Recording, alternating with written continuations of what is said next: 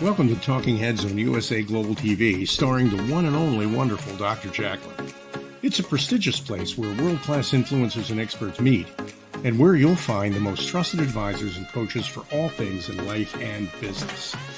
Visit usaglobaltv.com to sign up for our newsletter, get the value you need, and be first in line to learn about events and giveaways and other valuable content. Connect with us. Email Dr. Jacalyn at usaglobaltv.com to talk about how you can become part of USA Global TV. That's USA Global TV, where the doctor is always in. Hello, everyone, and welcome to USA Global TV. And hello to our friends listening on Business Talk Radio out of New York. I am Dr. Jacalyn Kerbeck, and I am so excited for this fabulous show that we are bringing you today. Thank you so much for your loyalty and your following. Our show today is the art of creating mental health wealth. And joining me is my friend, an accomplished colleague who is the founder of the Epiphany Process and WORLDJENNYSDAY. Let's bring her on, Jenetta Barry. Hi, Jenetta. Hello. Hi, Dr. Jacalyn, and hello, everybody again. It's great to be back. So nice to have you. And I saw you yesterday. I feel like even though we're worlds apart, we're really so close. Yeah, I just love how all over these years we've been able to get closer and closer. It's amazing. This whole phenomenon. It's wonderful.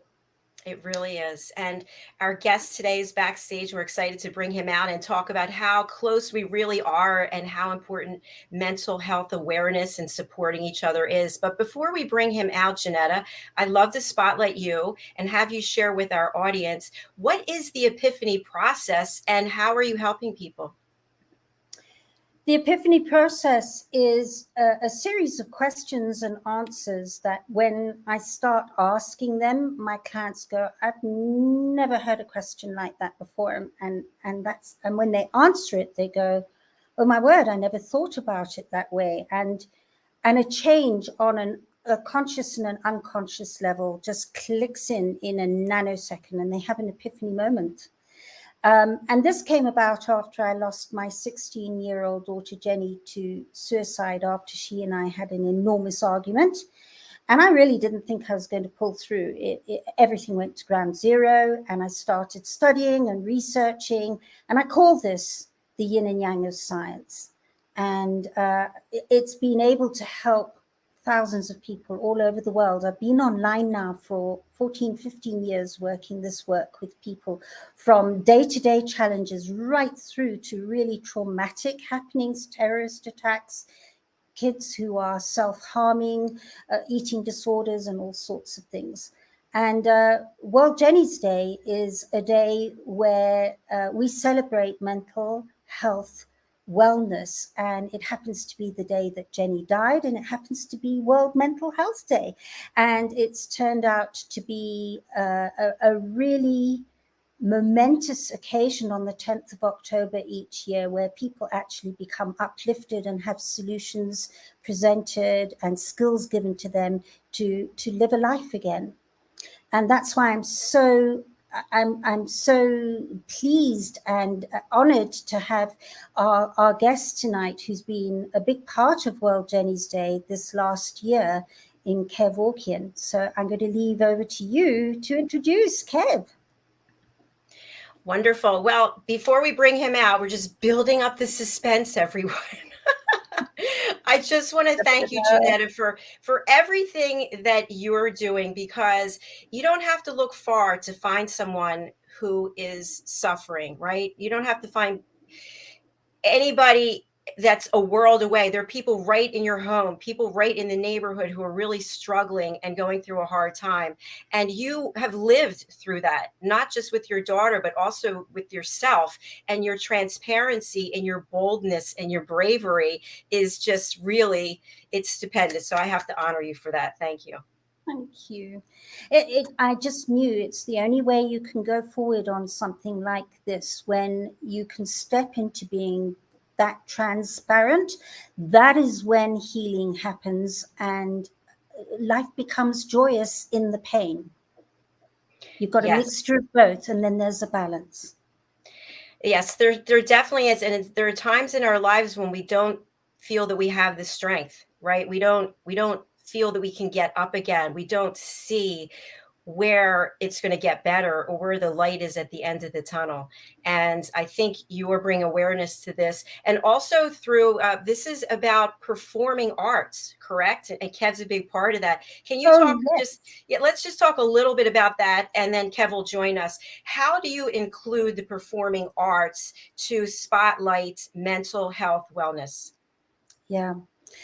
This is very close to my heart. I grew up in a theatrical family. My mother performed on the West End stage. My father was an impresario and a record producer. And I grew up, my second home was the theater. And I noticed in all those years how the performing arts and the arts have the capacity to soften conversations but deepen the impact of what's being spoken about. I've seen it time and time again. So it was a no-brainer once Epiphany process was up and running to start talking the talk through theatre and the arts.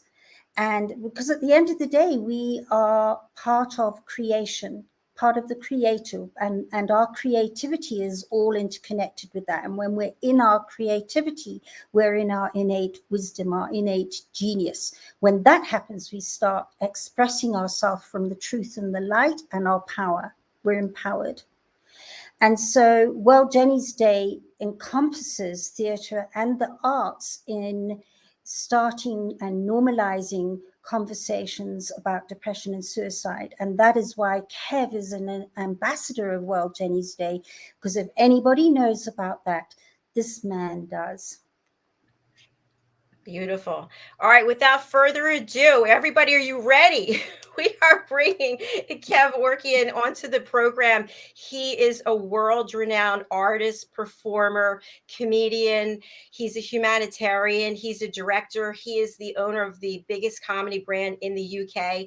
He's going to share more. He's got the Hall of Fame star, and he's coming to the United States for a national tour. We're going to find out more about that. Let's bring him onto the show.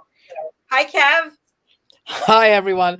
Can I just say before we start, Jenetta, I love you. And do you know what? Your big ups are better than any single show I've ever done in my life. You honestly know how to do it right. God bless you. Thank you so much. Love you. And Dr. Jacalyn, thank you so much for allowing me to come onto your platform here. You've got a great show, and I'm really excited about sharing some information, some insights, some experiences of my own. So I'm really excited about this interview. Well, we're thrilled to have you here. Thanks for taking the time. So people know the public you, right? It's easy to Google you and find information. You're all over the place, but they might not know the private side of you. And I'm hoping that we can bring some of that out today. Sure. Absolutely. Yeah, not a problem at all. My entire life, to be honest with you, is online.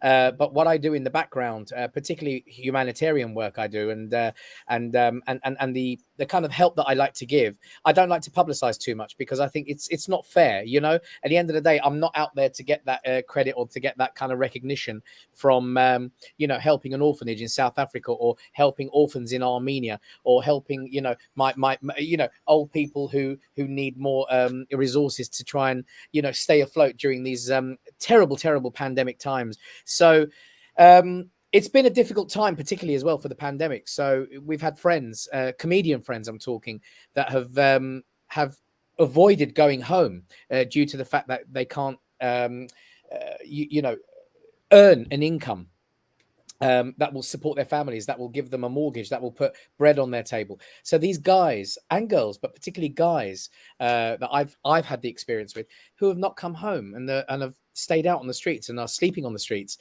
simply because of their embarrassment and their I suppose they're being proud as such as well. So all that mental health, all that problems, all those things, I tend to go out and do it on my own. I tend to go out with friends. We go and help these guys. We bring them back. We speak to them.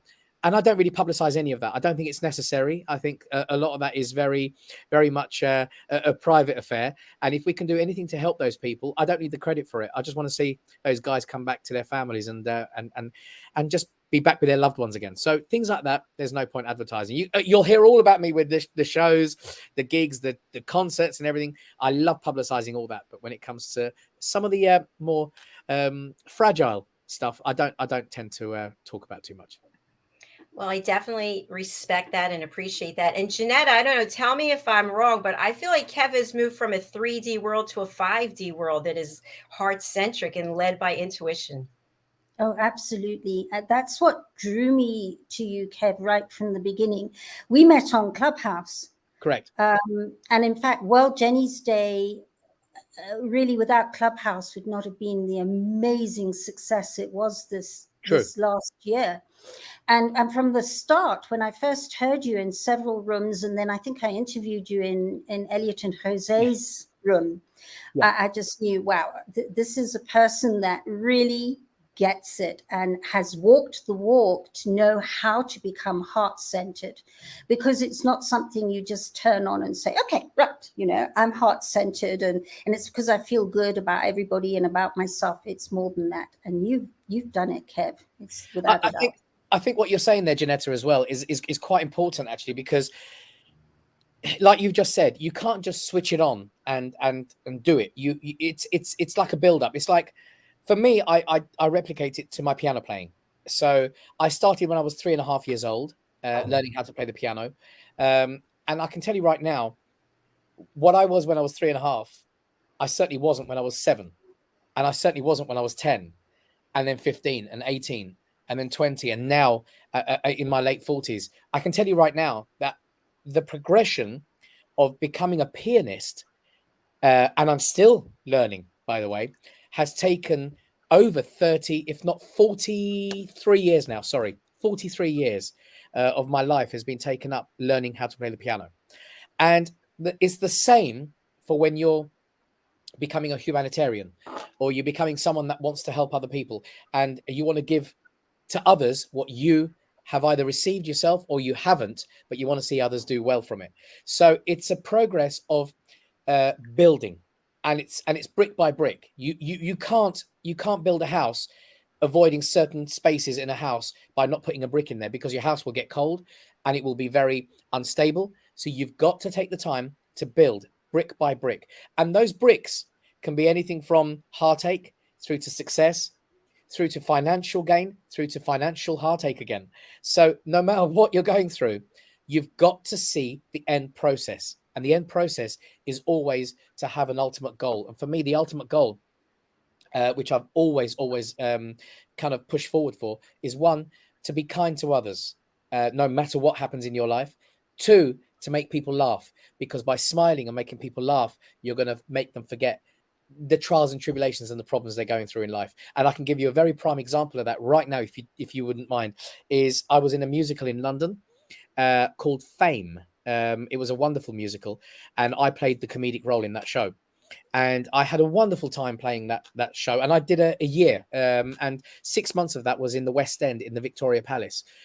And it was a wonderful show. And one evening after the show, I walked to the stage door, and a lady with her 2 daughters came up to the door, and the lady said, "Can I disturb you?" I said, "Yes, absolutely." She said, "I thought you were fantastic." She said, "I laughed so hard," she said, "at you particularly." She said that I forgot about my problems in life. And she said, "And I just wanted to thank you for taking me to a place where it was so wonderful, so happy, that I haven't had that kind of happiness in a long time." And I said, "I'm really pleased by that." And her daughters, they all gave me a big cuddle and a kiss, and I thanked them, and I went home. 2 days later, I had a letter at the stage door from this particular lady saying, I didn't want to say too much at the stage door, but I just wanted to tell you that I have terminal cancer and I only have weeks to live. And your comedy, she said, made me forget that I had cancer.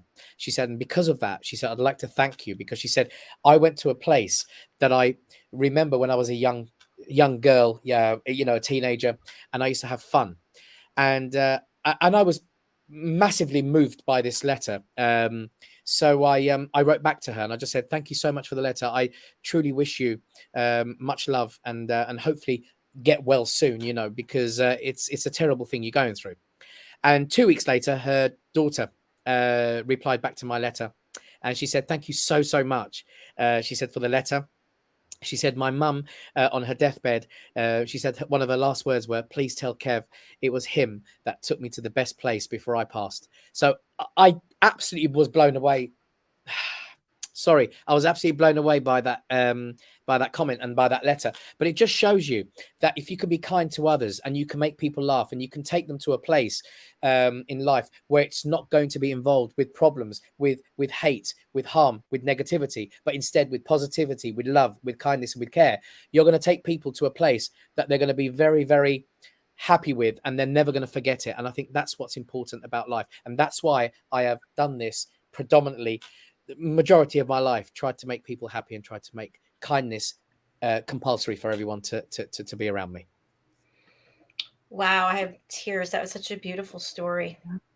Thank you for You know, sharing. that's the third time I've heard that story, and I still get wow and the hairs, because that has the capacity to go on after she's died.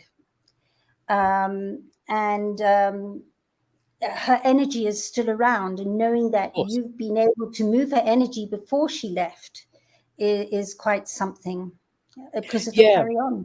It's really important as well, because it's not just about the people that pass away, and we've had a lot of them, as you guys know. The last 2 years in the pandemic, I personally have lost someone yesterday, a very close friend of mine, a 96-year-old. So he had good innings, but he was a 96-year-old entertainer called Will Calvin, a great entertainer from the 50s and 40s and 60s and so forth.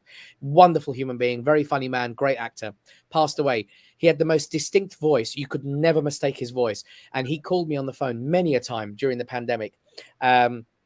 And he thanked me for the Zoom calls that I used to do when I used to bring people together during the pandemic, and just say hello. That's literally why I did it, just to say hello and to bring people together. And he would call me thereafter and he'd go, "Oh, Kev, I would like to thank you for this wonderful," and he would speak like that, and he would say such kind words. And we lost him yesterday, and his wife emailed me this morning to say, Win Calvin, one of the greatest moments in his life was the meetings that you did once a month, bringing all your friends and members of the Grand Order of the Water Rats together. He was very, very happy with those meetings. It's again, you do it because you want to bring something to everyone in a way that connects people in a kind, positive manner. And if that can reflect to these people, then you've done enough. You've created a legacy of positivity that transcends not just the one person, but goes all through their family and continues on. That's really wonderful. I think it's important. And you know what? We all have the ability. Every single one of us, every single person on this planet, all 8 billion of us have the ability to do one thing kind every single day. And I've always said this: you can do one thing kind that will take you a minute. That could be anything from picking up someone shopping and helping them, to putting your arm out and helping an old person across the road, to making a phone call or a text message to someone, knowing that they might be going through a tough time. It's just that one thing that you need to do. And if you can do that once for a minute, then you can do it again and again and again and again and again. And you're building yourself a repertoire of kindness. And by doing that, you can then pass that on to other people. And it's honestly, at the moment, and I don't know how it is for you guys, but honestly, I see a lot of negativity out there at the moment. I see a lot of people that are angry, that are impatient, that are frustrated because they've been stuck indoors. They've had really tough times. Financially, they're in not a very good place at all. We are going through some really horrendously bad times. But if we can look at the positives and we can say to ourselves, do you know what? We've gone through it and we're still here today, even though we've gone through such tough times, then I think it's important to look at the positives and to say, if we've gone through that, we can carry on doing a lot more in the future. I totally agree. A question I have for both of you, we all get bogged down with whatever it is that we're doing. We have tasks to do and we've got people to respond to. How do you pull yourself out of that tunnel where you're just head down doing what it is you need to do? In the meantime, you feel the emotions coming up, the frustration, but yet inside you're positive and inside you are glowing and you want to help, but yet you're just burdened, dragged down with all the day to day. How do you lift yourself up on a regular basis? Kev? For me, every day is a blessing. And every day, when you look at your life and you look at the trials and tribulations of where you've gone and what you've done, then actually thinking positive is a very difficult thing. It truly is. And if anyone tells you that thinking positive is easy, it's not. Thinking negative is extremely easy. So if I could do it as a kind of an interpretation, if I could say to you, look at a waterfall. Now, a waterfall naturally goes from the top and comes down and carries on. Yeah. That waterfall is never going to go the other way. Never. The water comes down one way. Now, negativity is pretty much the same as that. So if you start your day and you wake up in the morning and think to yourself, I don't want to wake up today. I don't want to be going out to work. Oh, I don't want, look at the weather. It's really dark. Oh, it's freezing cold. I don't want to put on my clothes. Oh, I haven't got any bread at home. I'm not going to be able to have a toast, or I'm not going to have, do you know what? If I get into my car, there's going to be traffic on the road and I'm going to get stuck in traffic and this is going to happen. Well, what happens is you start with one negative thought and the negativity breeds negativity. So you start with one negative thought and you'll get 100 within a matter of minutes. You will. It's natural. That's the way we're designed, unfortunately. However, if you wake up in the morning and think, today's a blessing, I'm so thankful I'm even awake. You get up, you make your bed, you brush your teeth, you wash your face, get your clothes on, you have a shower, get your shower, then you have a clothes on. If you did it the other way around, your clothes would get wet. But then, you have your shower, put your clothes on, go downstairs and get yourself motivated. Today is going to be a great day. Today's going to be fantastic. Something amazing is going to happen to me today. I don't know what it is yet, but I'm open to all suggestions. And you create your positivity through that. Then if something terrible happens, like you get stuck in traffic and you're not going to be late for work, okay? Is that your fault? No. Traffic, it's out of your hands. And the moment you accept that traffic is not your responsibility, it's something that you have to deal with, then you become more understanding of the world and you become more understanding of your surroundings. And I think by doing that, you can lift yourself up from any adversity, any negativity, no matter how hard it is. Just give yourself time, but think to yourself, these have happened for a reason. There are no accidents in the world, and what happens to us happens for a reason. We have to go through it. We have to understand it. We have to accept it. And we have to believe that there is a greater force out there, a greater energy out there that knows what we are about to do and what we are about to experience. If we can just open ourselves up to that energy and allow ourselves to go through, ultimately that energy is positive and everything will ultimately end up in a good way at the end. Just like Jenetta here, who went through the most incredibly sad experience that I would not want my worst enemy to go through. That poor woman went through a sad experience and came out the other side. And she's coming out the other side stronger, more determined and more focused. And that only and genuinely categorically only comes from positive thinking. Oh my gosh, I feel like running through the streets just yelling. It's just a yes. I feel the power. It's amazing. And I think it's also asking why this is happening for us instead Correct. of to us. Correct. Yes. Thanks for sharing that, Kev. Jenetta, would you like to add something? Yes, because everything Kev says, absolutely spot on. And for me, when what happened to me, I realized also another thing that we tend to do is we don't lean in lightly to the negative side of ourselves. We're very hard about our negative side. It's like it's persona non grata, that half of who we are, because we're half negative and we're half positive. That's what creates a balance. So when we judge that being negative and the negative things around us don't serve and make us a worse person, all that happens is we get drawn to concentrating more on that. So for me, my biggest aha moment in all those studies I did and the research was learning to find out what the value was in my being negative and what was the value in the negative things that were happening. So an example would be that, in fact, it's asking it the other way around. So in my feeling, let's say I had a conversation today with an immigration person and it left me feeling really So initially I went around going and then I looked at it and went, first of all, allow the Jenetta, because we're so quick to say, oh, you shouldn't feel like that. And it's not nice to feel. So I just allowed the for a while, and I call that the allowing. And then you know when it gets to a point of clicking over to wallowing. So let it all out. Then I went and sat down and went, right, if this hadn't happened, what would be missing? What is this giving me that if this conversation was missing today, I wouldn't be getting? Well, it helped me to turn to a very good friend, have a conversation. It gave her the ability to step out and find solutions for me. So she felt she mattered. And she came up with the solution, and then she felt appreciated, and I felt supported and loved. So that appreciation, support, and love would have been missing if I hadn't had that negative experience. And that is when it gets really, really profoundly deep, because you then start seeing the hidden order in everything, positive and negative. And it's not about discounting the negative. It's about embracing it and bringing it into manageability and open-hearted appreciation. Thank you, Jenetta. I love this conversation that we're having.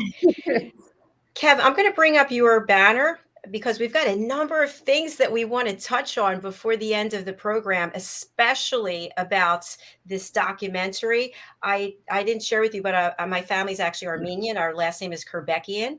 So, yeah, how about that? I was not aware of that. Neither was I. Yeah, so my grandfather started in the automobile business, he was a new car dealer, and he and his brother actually dropped off the IAN, and it's just Kerbeck to make it shorter for consumers to remember. Most Armenians did that. Most Armenians did that at the time. My family were one of them as well. They were Afarian, and they changed it to Afar. And my father's side, they were Kapikyan, and they changed it to they were Gabrielian, and they changed it to Kapik, because Kapik in Turkish means old money. It's old Turkish money. And then when the Ottoman Empire had crumbled away and the Armenians were now no longer being massacred or genocide, then they put the YAN back on to make it Kapikyan. Fascinating. I didn't know that. So there's so much more for us to cover. We're going to take a quick commercial break and hear from one of our sponsors, and then we'll be back. Our sponsorship is the Earthshot Prize, and I want to thank Ian Pelham-Turner and Helena Shard from the UK for sharing this with us. And we'll be right back with Jenetta and Kev. Stay with us.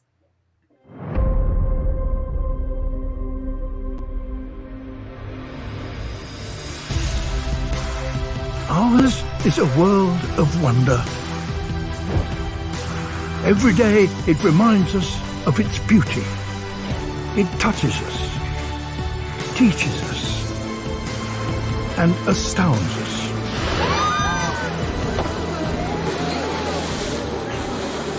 But it also warns us that what we throw away does not go away. That higher temperatures mean a lot more than longer summers. That we can no longer take life as we know it for granted.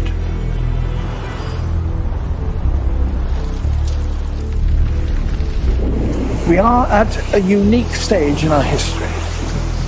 Never before have we had such an awareness of what we are doing to the planet. And never before have we had the power to do something about that. We face a series of unprecedented challenges.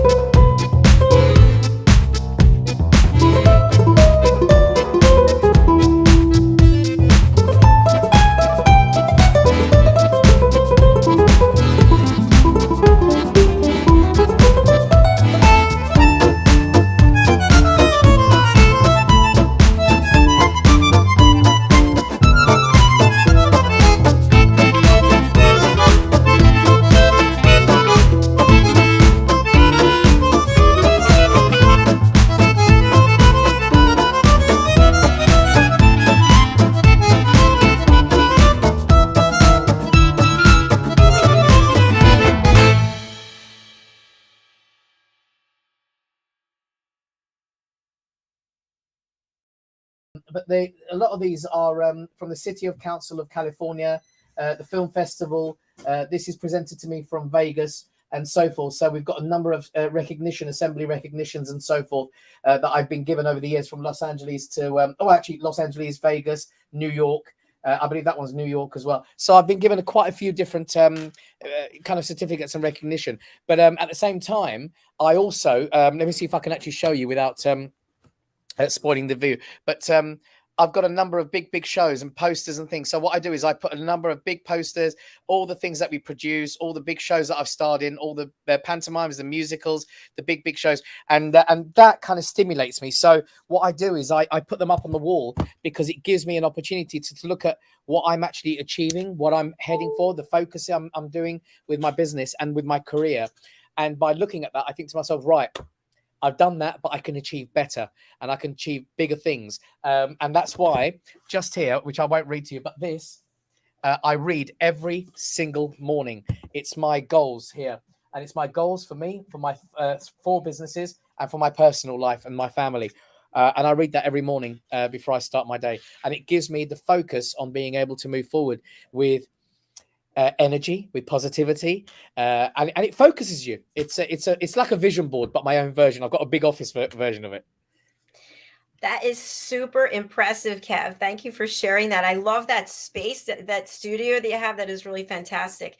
And you touched on something when you showed us the wall there, and you said about your 4 businesses. I think that's something that people overlook, that even though you're a performer and you're in the public eye, you're also a business person, right? You have to know how to run your business. So if you could just talk briefly about, how does something that's, you're doing stand up, you're making people laugh, how does it turn into a business from a hobby? Honestly, that's a question I've been asked many times, and I think you have to be entrepreneurial. For me, I've always been a performer from a very young age. From the age of about 15, 16, I started performing in amateur dramatics. By the time I was 17, 18, I'd already gone into professional West End musicals. And I'd done 10 years worth of that before I then moved on to stand-up comedy, then into a traditional theatre genre here, which we call pantomime. And I've done many different versions of that. So, yeah, it's like a want to not only be great in your own career, which I absolutely love and adore, but it's also to build a business where I'm going to leave a legacy behind for other people who either will come up the ranks of what I've gone through and have better opportunities than I had, and audiences coming to better quality performances that I know I can produce, not only for myself and for the businesses that I do, but for other people as well. So I want to be a example that you don't have to just be a performer, but you can be more than one thing in life. You can be great at many things in life if you put your mind to it and you believe you can do it. Thank you. You certainly have inspired me. In fact, I wanted to say to you, with that entrepreneurial skill, where have you found that the failure in those businesses has got you to where you are? Because there's always success and failure going on every single second of being an entrepreneur. Sure. And where's that got you? And what have you done with it? And have you got some examples of that? Yeah, sure. I fail every day. I failed today, believe it or not. We've had a number of shows that have been cancelled, and one of the big shows that I had produced at Christmas, with another team, another company, we didn't sell many tickets at all, and we are in debt now by nearly £2,000. And that's a risk I took, and a risk that unfortunately didn't pay off. So we failed, but where we succeed is by learning what those failures have done for us. So for me, going into that business, setting up those shows, creating the posters, getting the lineups for the comics together, and making a big impact for the comedians, we did wonderfully. Where we failed, I have had to sit down with my team and absolutely just take it all apart, really kind of like look at it, each and every element. And for me, the marketing, we trusted The business that we got into business with, we had trusted that their marketing PR would have been brilliant, and it wasn't. So we failed by believing and trusting in them. So what we have learned from that is when we do another project with them, which we will do, of course, we will make sure that we move forward with marketing in a different way so that we also have control, as they will, of making sure that we sell the show and we succeed. So for me, failure is not about going, oh God, and then hiding away and never, ever going back to it again. Failure for me is going, thank you very much. That's one way I'm never going to do again. But thank you for teaching me that. Now I can learn how to do it better. And I think if people can look at life and their failures in life as a lesson, a positive lesson on how to not do something or how to move on to something greater, then that's how we progress in life. And, you know, you see some of these great scientists like, you know, Einstein, and you see Thomas Edison, and you see, you know, Elon Musk, and you see, you know, Richard Branson and so forth, and Jeff Bezos, and all these guys categorically fail on a regular basis, and they enjoy failing, because if you embrace failure as part of the process, then you're going to succeed. But if you don't embrace it, you're going to fail. Absolutely. I always liken it to a toddler. Yeah. When a toddler is learning to walk, yeah, and they say, okay, there's something in them that tells them it's time to stand up on two legs. Sure. So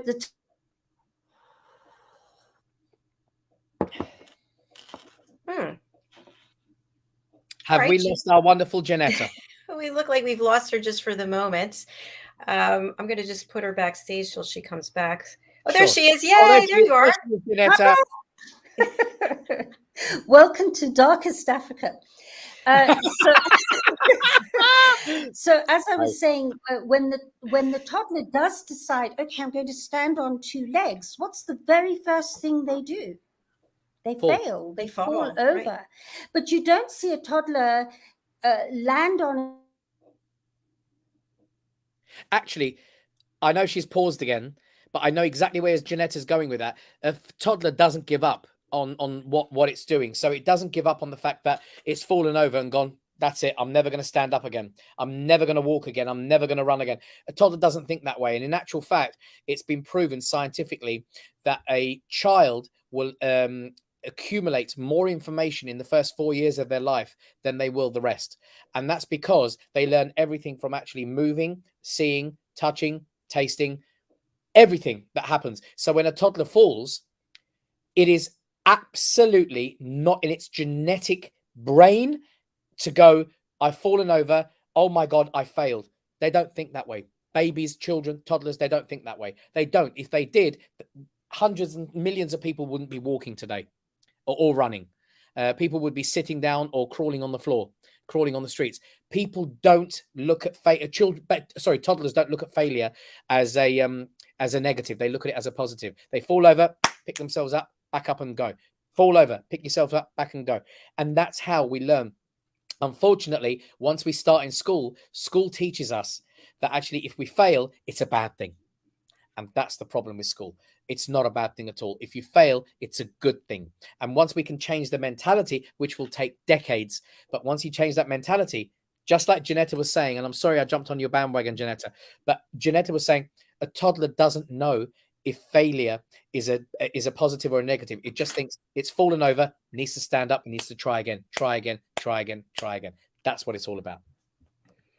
Thank you, Kev. We actually lost poor Jenetta. Hopefully she'll come back soon. But I agree with everything you're saying. I left the corporate world after 28 years during the pandemic and came out on my own and started this. And I made so many mistakes along the way. And I trusted the wrong people and put money into other people and lost it. So my question for you, and then I want to turn to what it is that you are doing, what's coming up. Sure. My question for you as a multiple business owner, as am I, is how do you plan for failures in the future? So in other words, you know, things are going to happen. They're out of your control. We're talking about ticket sales and whatnot. How do you incorporate that into a strategic plan for growing your business?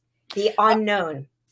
The unknown is relatively easy to to accept, because the unknown is somewhere where you don't know what's going to happen. Okay, so you accept it. You accept the fact that actually, you know, things will happen that will be great, but things will happen that will be failures. But ultimately, everything we do, the outcome for me always has to be the balance of both what if and maybe we will fail. You know, what if it will be great, or what if it will be bad? So I look at it with not just ticket sales, but with the team that I employ, with the cast that I employ, with the projects that we take on. And I have come to the conclusion in my life after so many years that actually you shouldn't really say yes to everything. And I used to do a lot of that, and it would take a lot of my time trying to prove to other people that I could do the job they were giving me.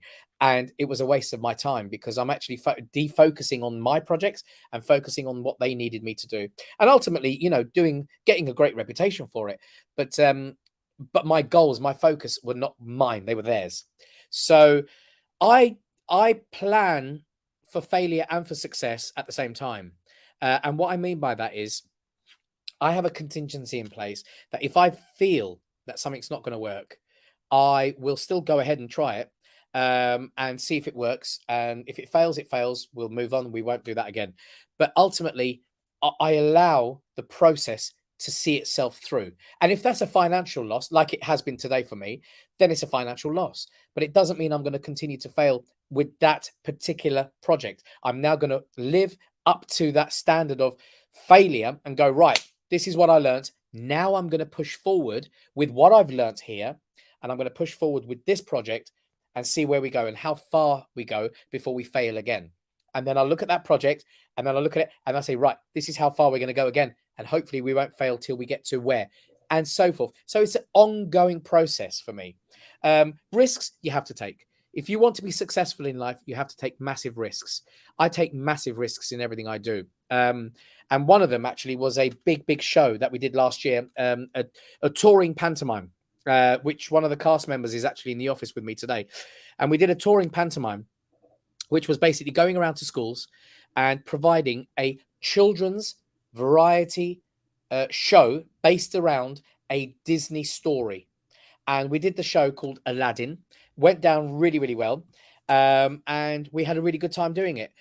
Not only did we succeed in the venues we went to, and we got incredible feedback, but the failures we had were that we didn't do enough schools.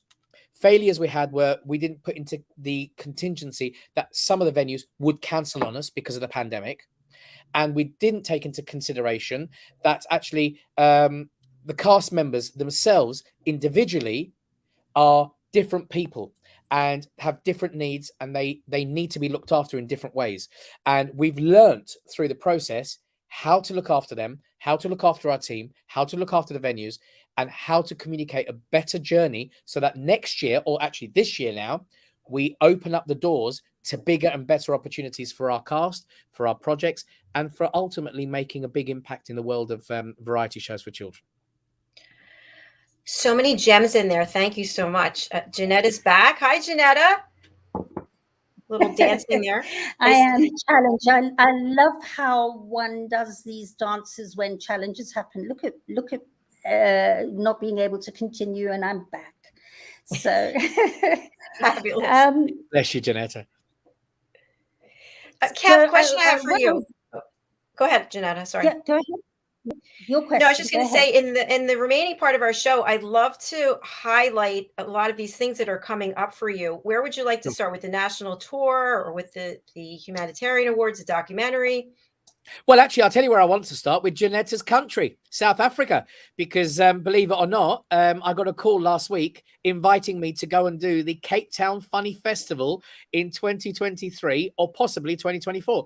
So I got a call saying, will you come back to South Africa? And to be honest with you, I didn't even have to think on that one, because you know what? It's one of the most greatest places on the planet. It truly is. Spectacle to look at. The views, the Table Mountain, everything about that country is spectacular. So I didn't have to think twice. But what's coming up for me? I'm doing a lot of projects like what Jenetta's got with her project. You know, I'm supporting, I'm helping a lot of different projects. My comedy clubs are picking up now, so we're doing a lot of comedy nights all over the country. We're producing now 2 other pantomimes this year, Cinderella and Aladdin again. So we're taking that out on the road. So there's a lot of productions going on, a lot of projects going on. We're filming Armenia Uncovered 2. Armenia Uncovered 1 is currently available on Amazon Prime, but in America, I believe it isn't. You have to go to Vimeo, which is on my Instagram page, which is The Real Kev Orkian. Oh, there it is. It's on the bottom there. There you go, right there, just there. Real Kev Orkian. And there's a link there to the Amazon Prime video version of it, which is called Armenia Uncovered, and it was all about the beauty, the culture, the heritage, the history, the food, and the people of my country. We wanted to kind of highlight the beauty of Armenia. So we're going back now this year, and we're going to film Armenia Uncovered 2. So there's a lot of different projects, as you can hear. I've got my finger in about 300 different pies, and depending on where I focus my energy is where those things start to create. So and being obviously part of Jenetta's project as well has had me honestly humbled from day one. I think, Jenetta, honestly, as much as I've been talking a lot here and you've been kind of in the background, I do want to say that what you have done, what you're doing, I will support you 1,000,000% all the way. I think you're an amazing human being, and what you do, I think, has to come out to everyone out there. Everyone has to hear what you went through and how other people can benefit from your adversities, my darling. Oh, Kev, you know, your presence and your support in this last year made the day, it brightened the day, because Kev actually opened World Jenny's Day with me. He was the MC for the first part. It was a 5-hour marathon we had online streaming, and then we also had the Clubhouse marathon, which was 24 hours, and you performed there too. And your light shines so brightly, and I'm so honored, and it's such a pleasure to have you a part of this, because you will make a difference within World Jenny's Day as well. And even you, Dr. Jacalyn, you know, having met you and you taking the baton as well, it's going to start incredibly meaningfully different conversations about depression and suicide. Without a doubt, I can see it. I've watched it happen within the work that I do without World Jenny's Day. World Jenny's Day has now become the international mouthpiece that will be on everybody's lips. Everywhere. It'll be a household name that people will say, World Jenny's Day represents the celebration of mental health wellness, and that there's nothing wrong with feeling depressed. It's part of living and life and being human. So thank you. I'm almost speechless right now. I'm just so filled with emotion. So I'm sorry. I know I shouldn't be like that as the hostess, but there's just beautiful synergies taking place right here, right now. So I thank both of you for that. Kev, a question I have for you is in reference to these projects that you take on. They're so varied and diverse. And, you know, you're one person, right? I know you have a team of people. But you mentioned that you got the call about doing this project in Africa and you immediately said yes. And you mentioned earlier that, you know, you've gone from saying yes to many things. You have to say no. You can't say, and that's a hard thing for people to do. It's very hard for me to say no. I'm always saying yes and hating myself the whole time. So how can we go from still leading with our heart, right? Still being interested in having successful businesses, but yet saying no to some things and some people that they might not take it too well? You know what? I always talk like this. What other people think of you is not your business. It's none of your business. It's okay. And I think when people have an opinion about you for saying no, then that's their opinion. That's not your focus. That's not your goal. You have to be kind to you to be kind to others. And if you're taking on 300 projects, but you're only dedicating your energy to 5, then you're being unkind to another 295 people.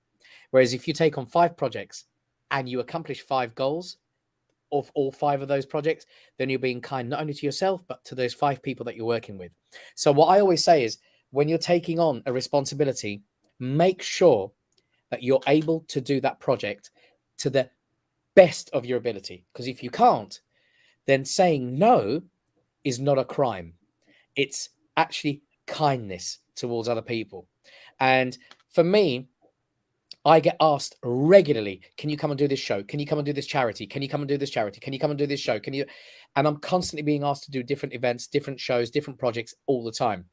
And for me, over the years, I have realized that the shows and the projects and the events that I have massively succeeded in have tended to be the shows that I have given my heart and soul to.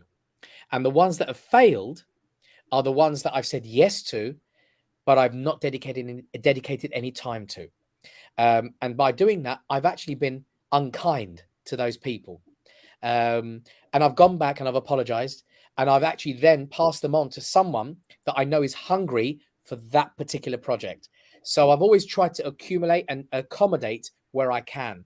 But you have to remember, and I say it again one more time, other people's opinions is none of your business. Let them be. Let them be.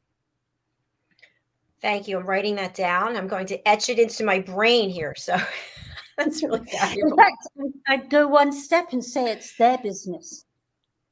Correct. Because we are a reflection. Anything that we judge in ourselves, we reflect outside ourselves and attract whatever it is we don't enjoy in ourselves. So the moment that we've got that happening, that's their reflection and our reflection. If we can love ourselves for the very thing that they're judging, then it becomes all about them. And it's nothing to do with me or what I'm doing.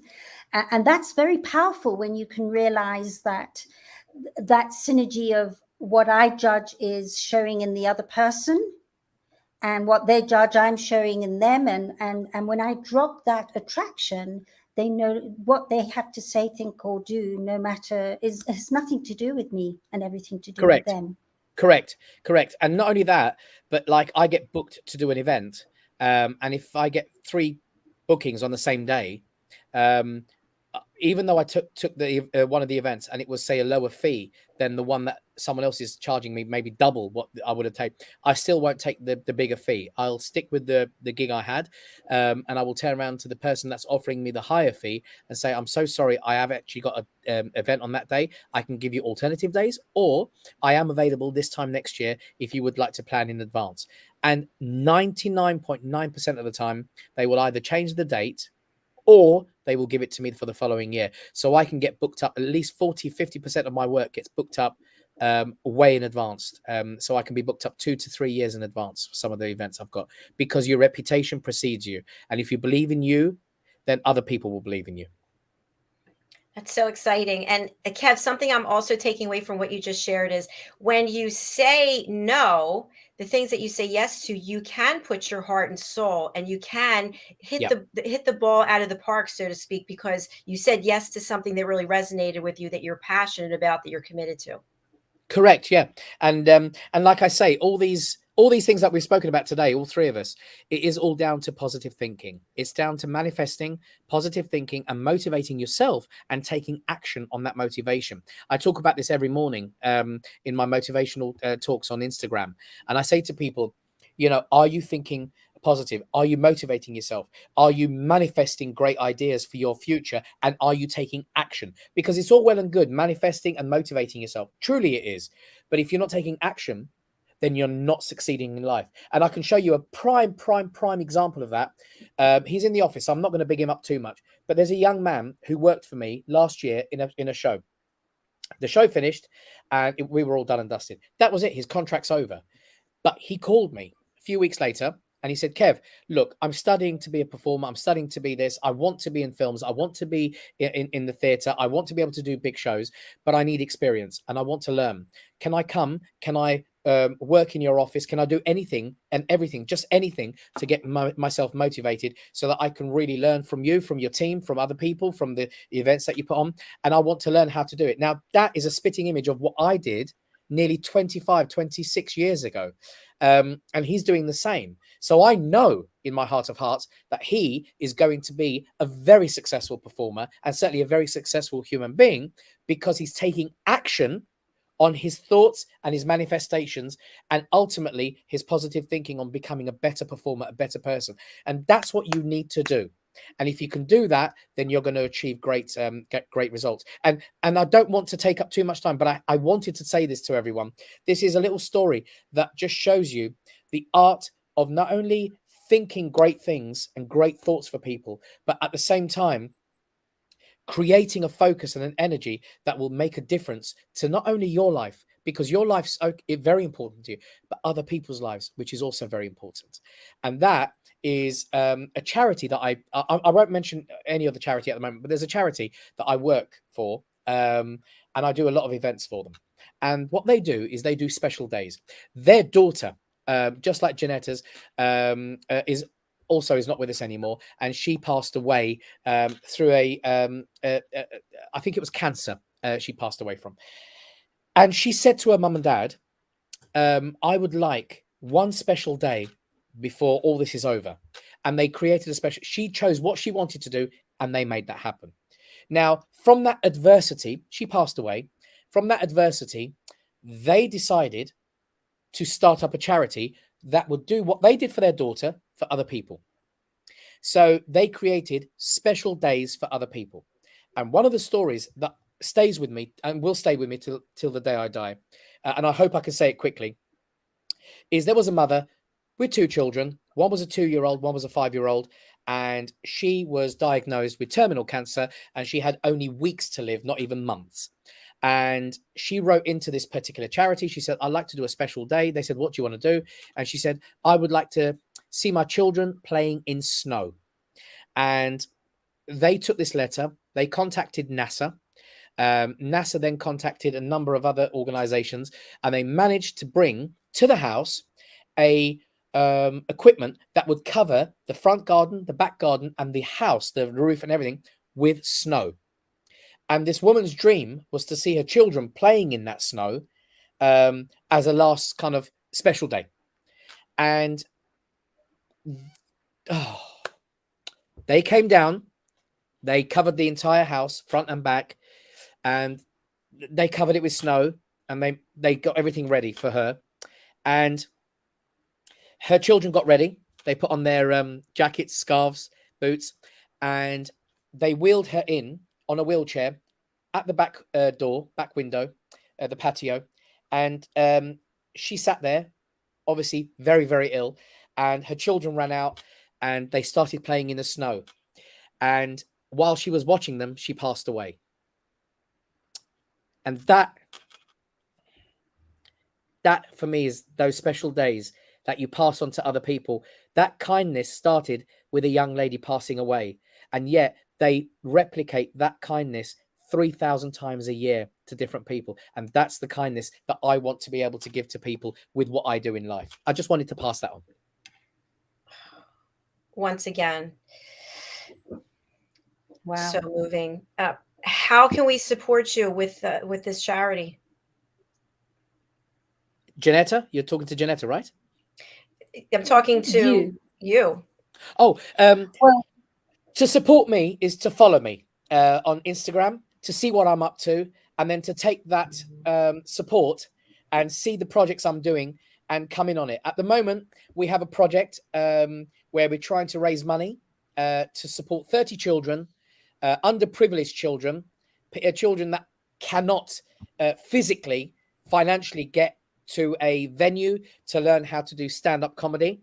So we've set up a project called Jongleurs Kids Comedy Camp. We did it last year, and we provided, it was 17 children, the opportunity, all underprivileged children, the opportunity to learn how to do stand-up.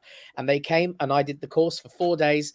We feed them, we water them, and we train them. And they did a stand-up comedy show at the end of the day. It was fantastic, and we had a really good laugh doing it. I do very big projects like that all the time. I've got a few more coming up this year. So just follow me on Instagram. When you see those projects, come and support them.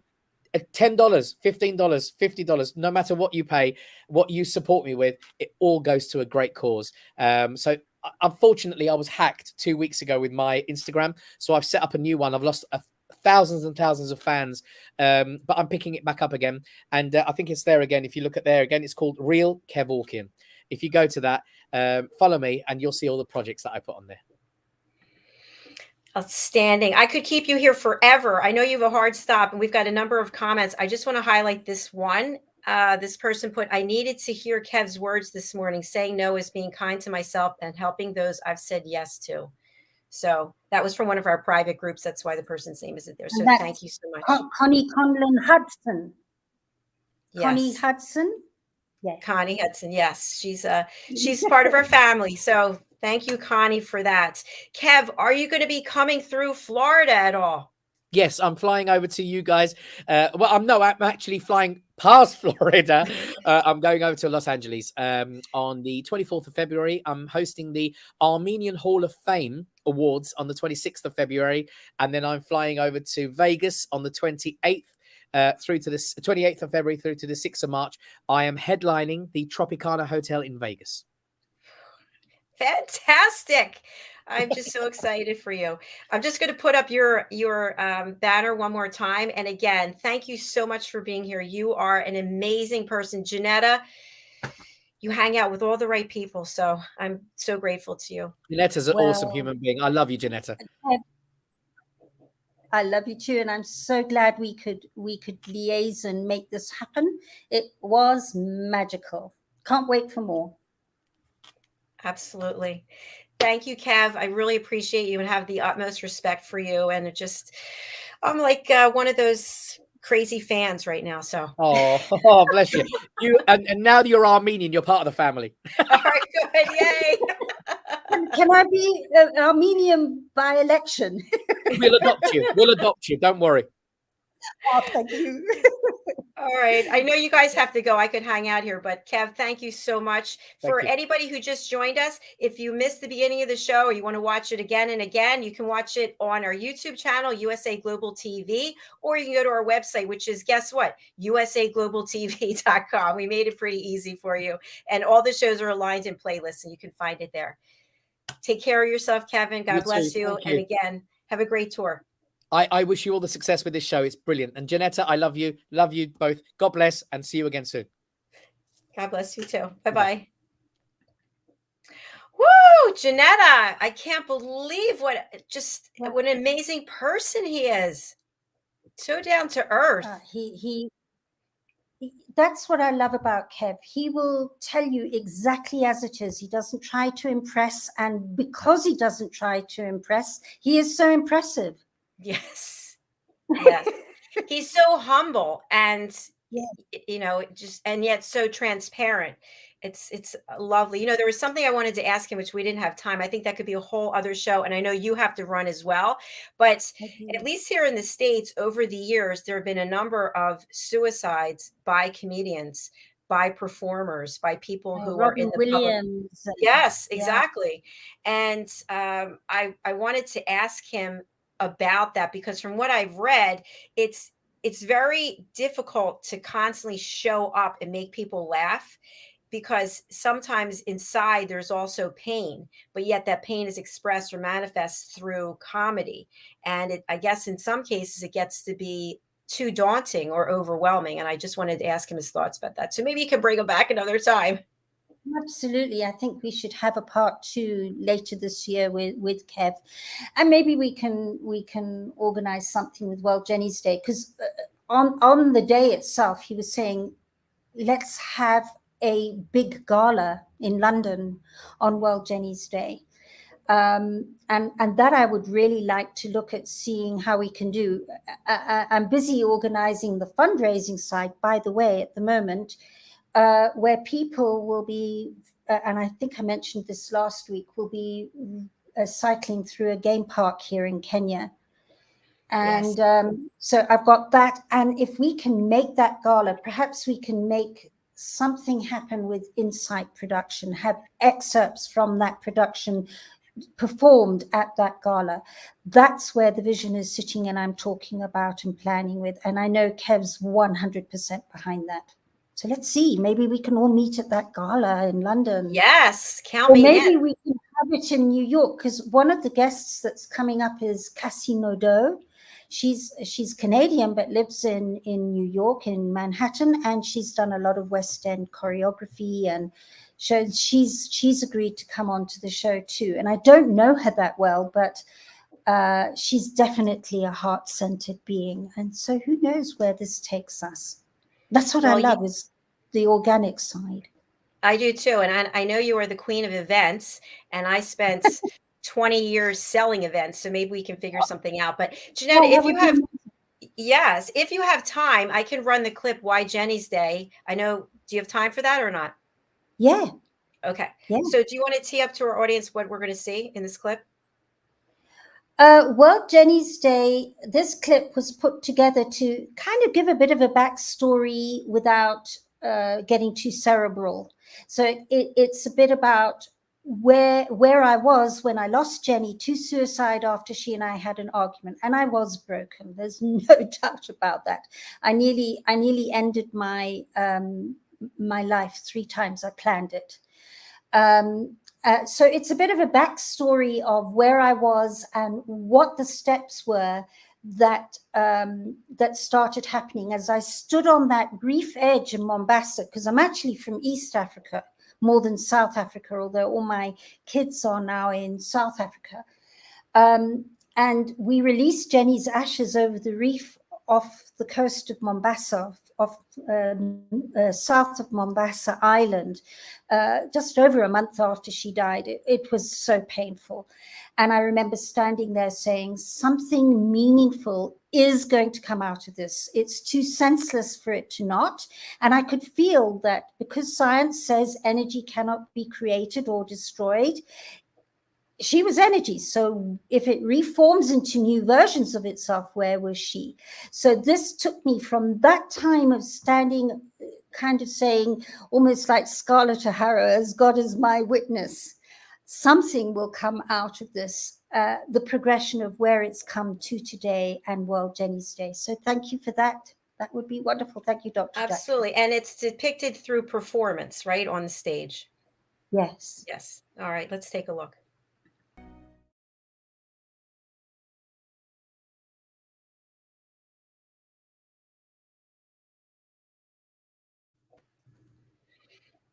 Wow. How do you feel when you watch it?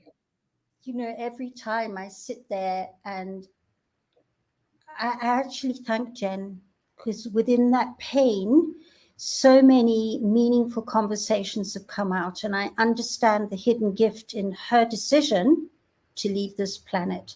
And every morning I wake up and say, thank you, Jenny, because you're making a difference. And that's watching that, I just go, wow, it's amazing. Well, Jenetta, you're making a difference too. And I'm just so grateful that you and I have been brought together through Ian and Helena and through technology, that you're there in Africa and I'm here in Florida and we're able to do this show together. So I love you and I respect you and appreciate you. Thank you. Oh, thank you too. And to everybody out there, it's just such a delight to be able to share and be with you. And I'm looking forward to creating amazing things through this show and through all that we're doing as well. I can't wait. I'm just so inspired. Well, thank you again. We have to sign off for now. And what time is it there? It is 6:15 in the evening. Incredible. In Kenya. Kenya's 3 hours ahead of GMT. Well, I appreciate your flexibility. I know you're on the road and you're there for a little while, then you'll be back in the UK. So our next show is coming up, and that is all about the United Kingdom. Yes. So how about that? Yay. That'll be amazing. Yes, Thank you. definitely. Love to everyone. Can't wait till next week. Absolutely. I'll be in touch with you before then. Take care of yourself and have a great evening, Jenetta. Lots of Thank love. you. Lots of love. Bye. Our next show is coming up, and it's the United Kingdom news and culture with my co-host Diane Floyd-Bame, and our special correspondent from Scotland is with us today, Simon McDonald. So we're looking forward to that. That's starting at 11 o'clock Eastern time, which is 4 p.m. Greenwich Mean Time. Thank you, everyone. If you missed any of the show, as I mentioned before, you can watch our shows live or on the replay in two places. You can go to our YouTube channel. We stream to 11 different destinations, but I'm trying to move everybody over to the YouTube channel, and that is USA Global TV. And if you're there and you like what you see, please do click subscribe. All of our shows are in playlists so that you can find them. And also you can watch after the show on our website, USA Global TV. All right. Thank you again. We've got a full day of broadcasting, and I'm just so grateful that you're all here. And thank you again to Jenetta, and thank you to Kev. It really means a lot. And we're looking forward to bringing you more content that's relevant to you and your world. Take care. We'll see you again soon. Bye.